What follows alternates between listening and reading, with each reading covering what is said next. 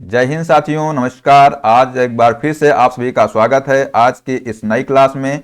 तो साथियों, आज हम लोग इसमें देखने वाले हैं प्राचीन इतिहास में जो टॉपिक छठवां था, बौद्ध धर्म। इसका हम लोग आज पार्ट सेकंड देखने वाले हैं, क्योंकि इसके पिछले पार्ट में दोस्तों हम लोगों के जो कुछ क्वेश्चन रह गए थे, तो आज जो है हम उनको इसमें कवर करने वाले हैं। साथियों, जितने भी क्वेश्चन है वो सारे क्वेश्चन जो है रेलवे एग्जाम में पूछे गए जो मोस्ट इंपॉर्टेंट क्वेश्चन है, जो कि ग्रुप डी में आने की संभावना है, हम सारे क्वेश्चनों को इसमें कवर करने वाले हैं। तो इसलिए जो है आप लोग इस वीडियो को जो है शुरू से लास्ट तक जरूर देखना, जिससे कि आपको जो सारे क्वेश्चंस जो है अच्छी तरीके से याद हो जाएं और जो है एग्जाम में आपको करने में बहुत ही आसानी से जो सारे क्वेश्चन है बन सके। ठीक है, तो आइए शुरू करते हैं। साथियों, वीडियो स्टार्ट करने से पहले आप लोग जो है अगर चैनल पर पहली बार आए हैं तो चैनल को सब्सक्राइब कर लें और जो बेल आइकन है उसको प्रेस कर लें, और जिसने भी इसको लाइक नहीं किया है तो वो लाइक कर दे। तो आइए शुरू करते हैं। पहला क्वेश्चन साथियों से पूछा गया है कि स्तूप क्यों बनाए गए थे। बताइए कि जो स्तूप हैं ये क्यों बनाए गए थे। ये आरआरबी एनटीपीसी में पूछा हुआ क्वेश्चन है। साथियों, जितने भी क्वेश्चन के आंसर आप लोगों को आए तो वो जो है कमेंट बॉक्स में जरूर बताइएगा। तो बताइए इसका राइट आंसर क्या हो जाएगा। इसका राइट आंसर साथियों हो जाएगा ऑप्शन नंबर ए, पवित्र स्मृति चिन्ह रखने के लिए। जो स्तूप बनाए गए थे वो क्यों बनाए गए थे, इसमें बताया गया है कि पवित्र स्मृति चिन्ह रखने के लिए जो है स्तूप बनाए गए थे। तो आइए अब बात कर लेते हैं कि दोस्तों स्तूप का निर्माण। तो दोस्तों जो स्तूप का निर्माण है इसकी जो परंपरा है बहुत पुरानी है। पहली बात तो ये याद रखना दोस्तों, जो वैदिक काल में 100 समाधियों को मिट्टी के चूहों या टीलों के रूप में बनाया जाता था। जो मिट्टी के जो चूल्हे होते थे इनके रूप में या जो टीलों के रूप में इनको बनाया जाता था। ठीक है, इन्हीं 100 समाधियों को स्तूपों का आदि का प्रारूप माना जाता है, और पहले इस उद्देश्य मात्र अस्थि संचय था। बाद में जो है इसका विकास जो है पवित्र स्मृति चिन्ह के रूप में हुआ। तो पहले जो है इसका उद्देश्य क्या था, इसका उद्देश्य यही था कि जो अस्थियां हैं अस्थियों का जो वहां पर संचय करना था। इसके बाद दोस्तों बाद में क्या हुआ कि इसका जो विकास जो है पवित्र स्मृति चिन्ह के रूप में हुआ। इसके बाद नेक्स्ट पॉइंट दोस्तों है कि स्तूप निर्माण की परंपरा का वास्तविक इतिहास बौद्ध और जैन धर्म के साथ शुरू हुआ था। ठीक है, तो आप लोगों को समझ में आ गया होगा। अब दोस्तों बात कर लेते हैं अगले क्वेश्चन की। दोस्तों जो अगला क्वेश्चन है इसमें पूछा गया है कि डैश का जन्म 563 ईस्वी पूर्व में हुआ था और 483 ईस्वी पूर्व में जो है 80 वर्ष की उम्र में उनकी मृत्यु हो गई थी। बताइए कि किनका जन्म जो है हुआ था 583 ईस्वी पूर्व में, और किनकी जो मृत्यु है 483 ईस्वी पूर्व में हो गई थी। बताइए साथियों, इसका राइट आंसर हो जाएगा ऑप्शन नंबर सी। कौन सा? ऑप्शन नंबर सी इसका राइट आंसर हो जाएगा। जो गौतम बुद्ध थे उनका जन्म जो है 583 ईस्वी में हुआ। 563 ईस्वी पूर्व में इनका जन्म हुआ था, और जो है इनकी मृत्यु जो है कब हो गई थी, तो इनकी मृत्यु जो है 483 ईस्वी पूर्व में इनकी मृत्यु हो गई थी। ठीक है, इनकी उम्र कितनी थी, तो इनकी जो उम्र थी 80 वर्ष की उम्र में जो दोस्तों इनकी मृत्यु हो गई थी। ठीक है, इसके बाद जो है नेक्स्ट क्वेश्चन की बात करते हैं दोस्तों। तो इसमें पूछा गया है कि किस वृक्ष के नीचे जो है रानी माया देवी ने गौतम बुद्ध को जन्म दिया था। बताइए कि किस वृक्ष के नीचे जो है रानी माया देवी ने गौतम बुद्ध को जन्म दिया था। ऑप्शन है साल का वृक्ष, अशोक का वृक्ष, पीपल का वृक्ष या आम का वृक्ष। तो साथियों इसका राइट आंसर हो जाएगा ऑप्शन नंबर ए, साल के वृक्ष के नीचे जो है माया देवी ने जो है गौतम बुद्ध को जन्म दिया था। ठीक है, अब बात कर लेते हैं इसमें जो कुछ पॉइंट है इनके देख लेते हैं। दोस्तों जो गौतम बुद्ध है इनका जन्म 563 ईस्वी पूर्व में कपिल वस्तु के लुम्बिनी नामक स्थान पर साल वृक्ष के नीचे हुआ था। कहां पर हुआ था, तो साल वृक्ष के नीचे हुआ था। इनके पिता जो है दोस्तों सुद्धोधन शाकगढ़ के मुखिया थे, और गौतम बुद्ध को 6 वर्ष की कठिन तपस्या के बाद वैशाख पूर्णिमा की रात निरंजना यानी फाल्गु नदी के किनारे पीपल वृक्ष के नीचे जो है इनको ज्ञान की प्राप्ति हुई थी। तब से ये क्या कहलाए, तब से जो है ज्ञान प्राप्त करने के बाद दोस्तों ये जो है बुद्ध कहलाए। पहले जो है इनका नाम क्या था, तो दोस्तों इनका नाम पहले जो है सिद्धार्थ था। तो आप लोग जो है ये भी आप लोग याद रखिएगा। ठीक है, इसके बाद दोस्तों नेक्स्ट क्वेश्चन की बात कर लेते हैं। तो इसमें पूछा गया है, क्या पूछा गया है कि बौद्ध धर्म की नींव महान सच्चाइयों एवं अंगीय पथ पर आधारित हैं। तो ऑप्शन है 6 4 2 8 8 6 या 4 8। तो साथियों इसका राइट आंसर हो जाएगा ऑप्शन नंबर डी, 4 और 8 जो है जो महान सच्चाइयों एवं अंगीय पथ पर आधारित है। ठीक है, आइए बात कर लेते हैं इसके विषय में।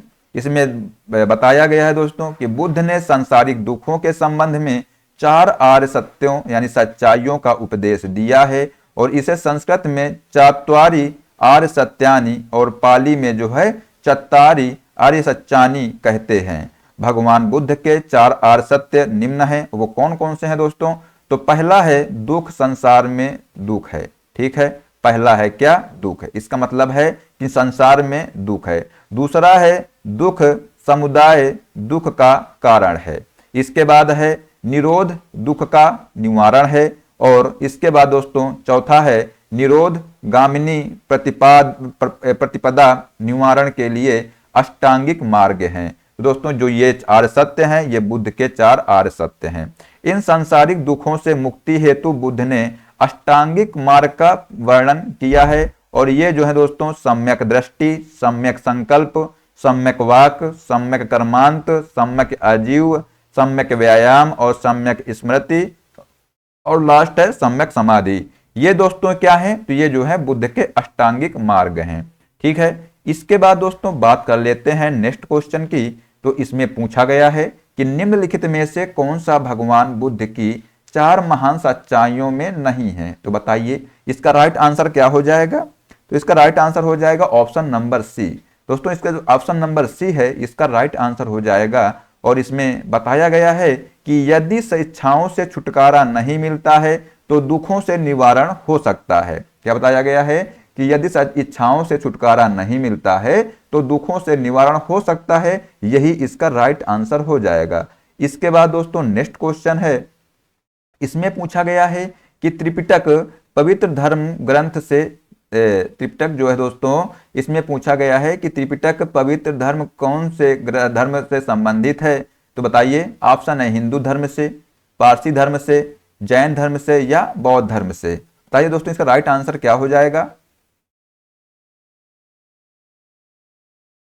दोस्तों इसका राइट आंसर हो जाएगा ऑप्शन नंबर कौन सा? डी इसका राइट आंसर हो जाएगा बौद्ध धर्म से। किससे? बौद्ध धर्म से इसका राइट आंसर हो जाएगा। इसके बाद दोस्तों बात कर लेते हैं बौद्ध धर्म की। तो इसमें देख लेते हैं और भी जो पॉइंट हैं। इसमें क्या है कि दोस्तों बौद्ध साहित्य को त्रिपिटक कहा जाता है। क्या कहा जाता है? जो बौद्ध साहित्य है इनको क्या कहा जाता है? इनको जो है त्रिपिटक कहा जाता है। और ये जो है दोस्तों पाली भाषा में रचित है। किस भाषा में रचित है? तो ये दोस्तों किस भाषा में रचित है? तो ये है पाली भाषा में रचित हैं। ठीक है,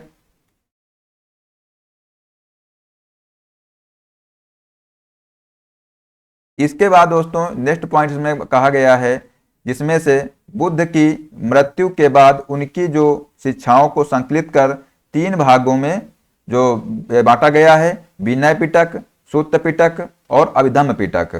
पिटक में विभाजित किया गया है। यहाँ जो है पिटक शब्द का अर्थ क्या है? होता है टोकरी। और सूत्र पिटक सूत्र का अर्थ होता है धर्म उपदेश होता है। इस पिटक में दोस्तों बौद्ध धर्म के उपदेश संग्रहित हैं। इसमें बुद्ध के पूर्व जन्म की कथाएं भी हैं। दोस्तों ये जो त्रिपिटक हैं आप लोग इनको याद कर रखिएगा। ठीक है, इसके बाद देख लेते हैं, बात कर लेते हैं दोस्तों नेक्स्ट पॉइंट की। तो इसमें बताया गया है कि विनय पिटक, इस पिटक में जो है मठ में निवास करने वाले भिक्षुओं एवं भिक्षुणियों के दैनिक जीवन संबंधी आचार विचार और अनुशासन संबंधी नियम दिए गए हैं। इसके बाद जो है नेक्स्ट पॉइंट दोस्तों है कि इसमें बताया गया है कि अभिधम्म पिटक, इस पिटक में बौद्ध दार्शनिक सिद्धांतों का वर्णन किया गया है।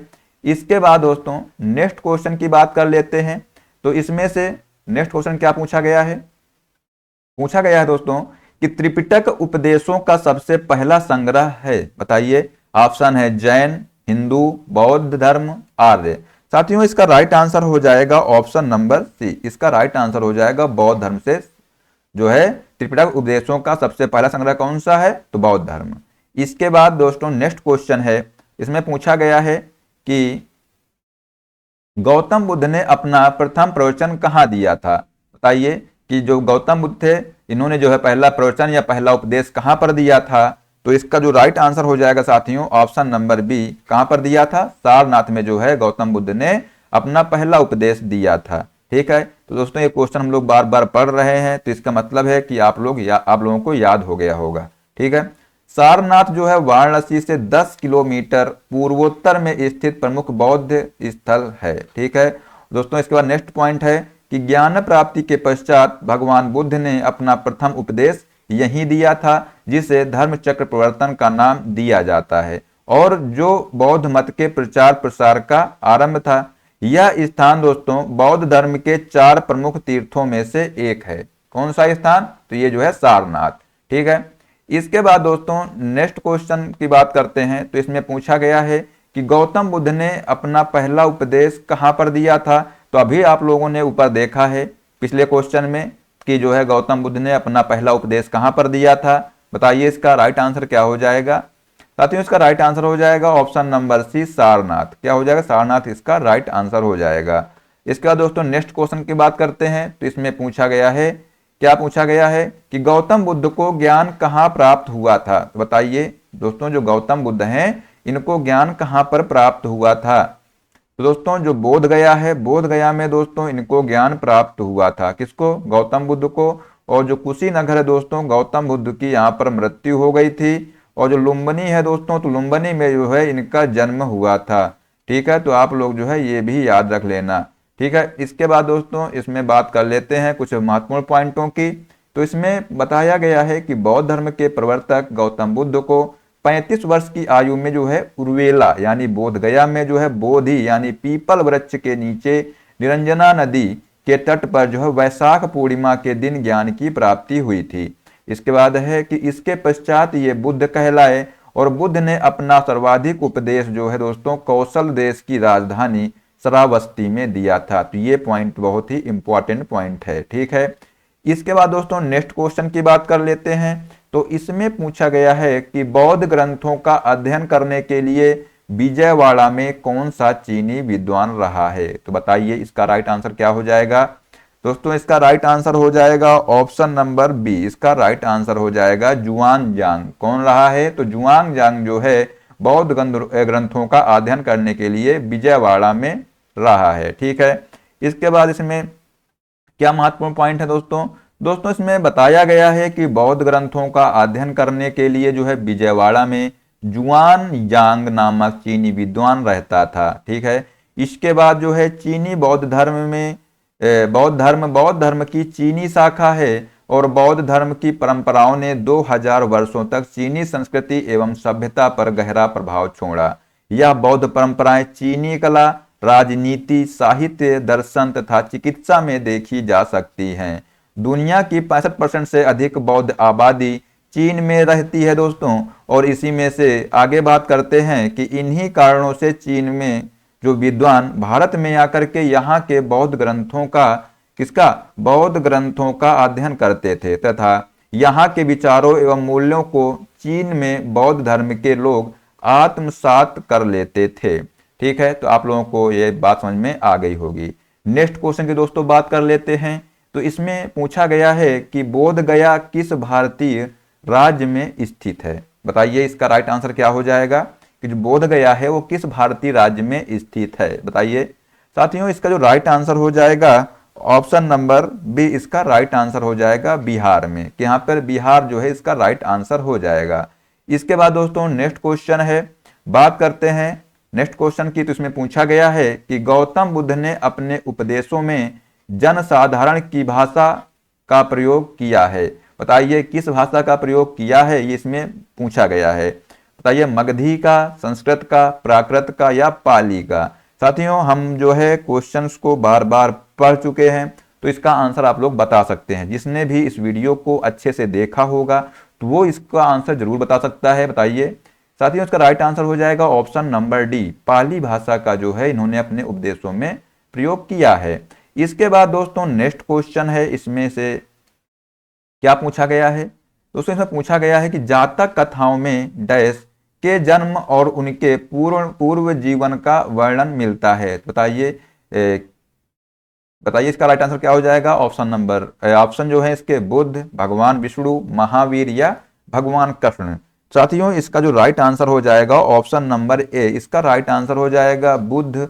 बुद्ध के जन्म और उनके पूर्व जीवन का वर्णन मिलता है किसमें, तो जातक कथाओं में। ठीक है, तो ये जो है आप लोग यहाँ से याद रखिए, किसमें मिलता है, जातक कथाओं में जो है इनके जन्म और इनके जन्म और उनके पूर्व जीवन के वर्णन मिलता है। ठीक है, इसके बाद इसमें देख लेते हैं, तो इसमें जो बताया गया है दोस्तों कि जातक कथाएं भगवान बुद्ध के पूर्व जन्मों की कहानियां हैं जिन्हें बौद्ध धर्म की सभी मतों में संरक्षित किया गया है। यह जातक कथाएं सूत्र पिटक में वर्णित हैं और यह कथाएं व्यक्ति को नैतिकता, सत्य, धर्म, प्रेम तथा भाईचारे का संदेश देती हैं। ठीक है, इसके बाद दोस्तों बात कर लेते हैं नेक्स्ट क्वेश्चन की। तो इसमें से पूछा गया है कि जैन धर्म और बौद्ध धर्म के उदय में भारत में ईसवी पूर्व जो है शताब्दी में धार्मिक अशांति देखी गई थी। बताइए ऑप्शन है 5वीं, 4थी, 6ठी या 7वीं। तो साथियों इसका जो राइट आंसर हो जाएगा option number C. Option number C इसका राइट आंसर हो जाएगा कि 6वीं शताब्दी में धार्मिक अशांति देखी गई थी। अब आइए देख लेते हैं, इसकी बात करते हैं दोस्तों। तो इसमें से बताया गया है कि 6ठी शताब्दी ईसवी पूर्व का काल जो है कई मामले में संक्रांति का काल था और इस काल में मुगल साम्राज्य की स्थापना होती है, द्वितीय नगरीकरण घटित होता है तथा वैदिक धर्म की बढ़ती रूढ़िवादिता, कट्टरता व शूद्रों में असंतोष ने जो है कई धर्मों को जो है जन्म दिया, जिनमें से जैन व बौद्ध धर्म प्रमुख थे। ठीक है, तो आप लोग यहाँ से बात समझ गए होंगे। इसके बाद दोस्तों नेक्स्ट क्वेश्चन की बात करते हैं। तो इसमें पूछा गया है कि गौतम बुद्ध की माँ का नाम क्या था। बताइए कि जो गौतम बुद्ध हैं इनकी माता का नाम क्या था।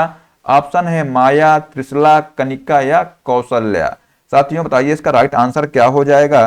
तो इसका राइट आंसर हो जाएगा ऑप्शन नंबर ए, माया जो है गौतम बुद्ध की माँ का नाम था। ठीक है, आइए देख लेते हैं कि गौतम बुद्ध की माता का नाम दोस्तों माया देवी था, जो कि कोलीय गणराज्य की राजकुमारी थी और इनका जो विवाह है दोस्तों शाक्य कुल के मुखिया शुद्धोधन के साथ हुआ था। किनका विवाह, माया देवी का विवाह।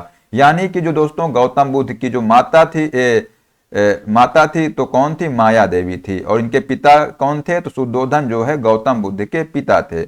बुद्ध के जन्म के 7 दिन पश्चात ही इनका निधन हो गया। किसका, तो माया देवी का। और इनकी मृत्यु के बाद दोस्तों प्रजापति गौतमी जो कि बुद्ध की मौसी थी, इन्होंने जो है बुद्ध का पालन पोषण किया था। ठीक है, इसके बाद दोस्तों नेक्स्ट क्वेश्चन की बात करते हैं। तो इसमें पूछा गया है कि डैश वास्तुकला में जो है वास्तुकला में मुख्य रूप से चैत्य, विहार, स्तूप और स्तंभ होते हैं। बताइए कि किस वास्तुकला में होते हैं। तो ऑप्शन है मौर्य, बौद्ध, हिंदू या मुगल। साथियों इसका राइट आंसर हो जाएगा ऑप्शन नंबर बी, बौद्ध में जो है बौद्ध वास्तुकला में जो है मुख्य रूप से चैत्य, विहार, स्तूप और स्तंभ होते हैं। ठीक है, अब आइए इसकी बात कर लेते हैं। तो इसमें से दोस्तों बताया गया है कि बौद्ध धर्म की धार्मिक वास्तुकला भारतीय उपमहाद्वीप में विकसित हुई है। ठीक है, और शुरुआती बौद्ध धर्म में धार्मिक वास्तुकला से निम्न प्रकार के ढांचे जुड़े हुए हैं, मठ यानी कि विहार, अवशेष यानी स्तूप एवं मंदिर या प्रार्थना कक्ष यानी चैत्य एवं स्तंभ। चैत्य बौद्ध पूजा स्थल है जबकि विहार बौद्ध भिक्षुओं का निवास स्थल है। तो ये भी जो है आप लोग याद रखिएगा दोस्तों, क्योंकि ये जो क्वेश्चन है यहाँ से क्वेश्चन बन सकते हैं। स्तूपों के निर्माण का उद्देश्य गौतम बुद्ध के अवशेषों की पूजा व सुरक्षा थी और बौद्ध मठ, विहार तथा का तात्पर्य उस जगह से जहाँ बौद्ध धर्म के गुरु अपने शिष्यों को जो है शिक्षा या उपदेश आदि देते हैं। ठीक है, इसके बाद जो है बोध गया में स्थित महाबोधि मंदिर बौद्ध मठ का एक उदाहरण है दोस्तों। तो ये क्वेश्चन आप लोग यहाँ से याद रखना है पॉइंट कि बोध गया जो महाबोधि मंदिर है ये बौद्ध मठ का किसका उदाहरण है, कहाँ पर स्थित है। तो दोस्तों आप लोग बताएंगे जो महाबोधि मंदिर है बोध गया में स्थित है। ये पॉइंट आप यहाँ से याद रखिएगा। इसके बाद दोस्तों नेक्स्ट क्वेश्चन की बात कर लेते हैं। तो इसमें पूछा गया है कि बौद्ध तीर्थ स्थल दांत का मंदिर कहाँ स्थित है। ये पूछा गया है कि जो बौद्ध तीर्थ स्थल है दांत का मंदिर ये कहाँ पर स्थित है। ऑप्शन है मलेशिया, श्रीलंका, नेपाल या चीन? बताइए इसका राइट आंसर क्या हो जाएगा। साथियों इसका राइट आंसर हो जाएगा ऑप्शन नंबर बी, श्रीलंका। कहां पर? तो श्रीलंका में दोस्तों दांत का मंदिर स्थित है। ठीक है, इसके बाद दोस्तों आगे जो पॉइंट दिए हुए हैं इनको देख लेते हैं कि बौद्ध तीर्थ स्थल दांत का जो मंदिर है यह श्रीलंका के कैंडी शहर में स्थित है। किस शहर में स्थित है? तो दोस्तों ये याद रखेंगे कि कैंडी शहर में स्थित है। कैंडी के पूर्व राजशाही के शाही महल परिसर में स्थित इस मंदिर में महात्मा बुद्ध के दांत रखे गए थे और कैंडी श्रीलंका के राजाओं की अंतिम राजधानी थी। तो आप लोग ये पॉइंट भी यहां से याद रखेंगे। वर्तमान में यह यूनेस्को के विरासत स्थलों में शामिल है। क्या? जो ये श्रीलंका जो कैंडी शहर है। ठीक है, इसके बाद दोस्तों नेक्स्ट क्वेश्चन है कि बोरोबुडुर बौद्ध मंदिर कहाँ स्थित है? बताइए इसका राइट आंसर क्या हो जाएगा। जो बोरोबुडुर बौद्ध मंदिर है ये कहाँ पर स्थित है? नेपाल, श्रीलंका, इंडोनेशिया या मलेशिया? तो साथियों इसका राइट आंसर हो जाएगा ऑप्शन नंबर ए। जो बोरोबुडुर बौद्ध मंदिर है ये नेपाल में स्थित है। ठीक है, इसके बाद देख लेते हैं जो बोरोबुडुर अथवा बोरोबुदुर इंडोनेशिया के दोस्तों मध्य जावा प्रांत के मंगेलांग नगर में स्थित है। कहां पर स्थित है? तो इंडोनेशिया जो है इंडोनेशिया के मध्य जावा प्रांत में। तो यहां पर दोस्तों ये नेपाल नहीं हो जाएगा, इसका राइट आंसर हो जाएगा इंडोनेशिया। कहां पर? इंडोनेशिया में दोस्तों ये स्थित है। तो ये पॉइंट आप लोग याद कर लेना कि नेपाल में नहीं स्थित है। ठीक है, कहां पर स्थित है? तो इंडोनेशिया में ये स्थित है। ठीक है दोस्तों, जो बोरोबुडुर अथवा बोरोबुदुर इंडोनेशिया के मध्य जावा प्रांत में मंगलांग नगर में स्थित है और ये इसका ये जो है 750 से 850 ईस्वी के मध्य का महायान बौद्ध विहार है और यह आज भी संसार में सबसे बड़ा बौद्ध विहार है। तो ये भी आप लोग याद रखिएगा। और इसका निर्माण दोस्तों इसका निर्माण किसने कराया था? तो इसका जो दोस्तों निर्माण इसका शैलेंद्र राजवंश के दौरान हुआ था। ठीक है, तो आप लोग ये पॉइंट याद रखिएगा। नेक्स्ट क्वेश्चन की बात करते हैं दोस्तों। इसमें पूछा गया है कि जहां यह मानते हैं कि भगवान बुद्ध ने अपना पहला उपदेश दिया था उस स्मारक का नाम बताएं और जिसे seat of the Holi Buddha भी कहा जाता है। बताइए दोस्तों इसका राइट आंसर क्या हो जाएगा। तो इसका राइट आंसर हो जाएगा ऑप्शन नंबर ए, धमेक स्तूप यानी सारनाथ में स्थित है। ठीक है, तो आप लोग जो है इसका आंसर क्या लगाएंगे? आप लोग इसका आंसर लगाएंगे ऑप्शन नंबर ए, धमेक स्तूप। ठीक है, इसके बाद दोस्तों इसकी बात कर लेते हैं। तो महात्मा बुद्ध ने अपना पहला उपदेश सारनाथ में 5 ब्राह्मण सन्यासियों को दिया था और इसी स्थान पर सम्राट अशोक ने धमेक स्तूप का निर्माण करवाया था और इनके द्वारा दिया गया पहला उपदेश था धर्म चक्र प्रवर्तन कहलाता है और इसे seat of the Holi Buddha भी कहा जाता है। ठीक है, तो आप लोगों को ये पॉइंट याद हो गया होगा। ठीक है, आइए देख लेते हैं दोस्तों नेक्स्ट क्वेश्चन की बात करते हैं। तो इसमें पूछा गया है कि निम्नलिखित में से कौन सा एक बुद्ध की शिक्षाओं का संग्रह है। बताइए कि निम्नलिखित में से कौन सी जो है एक बुद्ध की शिक्षाओं का संग्रह है। तो दोस्तों इसका राइट आंसर हो जाएगा ऑप्शन नंबर डी, त्रिपिटक। अगर आप लोगों ने वीडियो को सही से देखा होगा तो आप लोग जो है इसका आंसर कर सकते हैं। आइए देख लेते हैं दोस्तों जो त्रिपिटक हैं इनके बारे में देख लेते हैं कि कौन कौन से त्रिपिटक हैं। तो पहला दोस्तों याद रखेंगे विनय पिटक, दूसरा है सूत्र पिटक और तीसरा है अभिधम्म पिटक। तो दोस्तों ये जो है त्रिपिटक हैं बौद्ध धर्म का आधारभूत एवं मुख्य ग्रंथ हैं। ठीक है, तो दोस्तों आज के लिए बस इतना ही। अगर वीडियो आपको पसंद आया हो तो इसको लाइक कर दीजिएगा और दोस्तों इसको जो है ज़्यादा से ज़्यादा शेयर भी कर दीजिएगा। ठीक है, अब दोस्तों मिलते हैं नेक्स्ट टॉपिक के साथ में अगले वीडियो में। जय हिंद, जय भारत, वंदे मातरम।